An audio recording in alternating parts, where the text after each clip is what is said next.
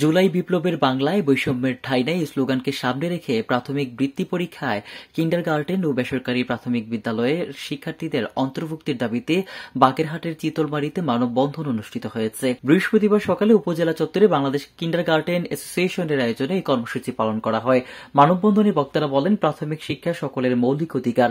Kindergarten ও বেসরকারি স্কুলের শিক্ষার্থীরা কেন প্রাথমিক বৃত্তি পরীক্ষায় অংশগ্রহণ করতে পারবে না, তা আজ প্রশ্নবিদ্ধ। 2025 সালের প্রাথমিক বৃত্তি পরীক্ষায় এই সকল প্রতিষ্ঠানের শিক্ষার্থীদের সুযোগ দিতে হবে। তারা আরো বলেন, সরকারের উচিত অবিলম্বে একটি নীতিমালা প্রণয়ন করে সকল শিক্ষার্থীর জন্য সমান সুযোগ নিশ্চিত করা। বৈষম্য নয়, চাই সাম্য। শিক্ষা আমার মৌলিক অধিকার। শিক্ষার্থী হিসেবে পরীক্ষা দেওয়া আমার ন্যায্য অধিকার। তবে আমরা কেন সেখানে বৈষম্যের শিকার হব? এই জিজ্ঞাসা আমার মাননীয় সরকার প্রধানের কাছে। বৈষম্যহীন বাংলাদেশে আমরা কেন বৈষম্যের শিকার হব? এটা কি আমাদের সেই বাংলাদেশ যেখানে বৈষম্য নিরোধের জন্য প্রাণ দিয়েছে আমাদের ভাইরা? বৈষম্যের নিরোধে তাদের প্রাণ দেওয়া কি তবে বৃথা গেল?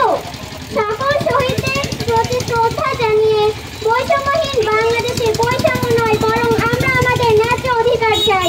আজ কেন আমাদের শিক্ষার্থীরা রাজপথে নামতে হবে?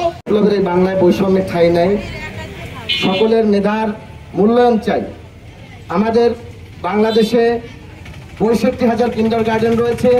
65,000 কিন্ডারগার্টেনে 8.5 লক্ষ শিক্ষক এবং কর্মচারী রয়েছে।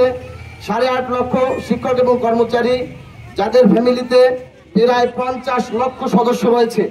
মাননীয় উপদেষ্টা মহোদয়, প্রধান উপদেষ্টা এবং শিক্ষা মন্ত্রণালয়ের উপদেষ্টা এবং শিক্ষা সচিব সকলের দৃষ্টি আকর্ষণ করে আমাদের হৃদয়ের দাবিগুলো আমরা জানাচ্ছি যে আপনারা এই যে বৈষম্যের যে আইন আপনারা পাশ করেছেন, এই আইন বাতিল করুন।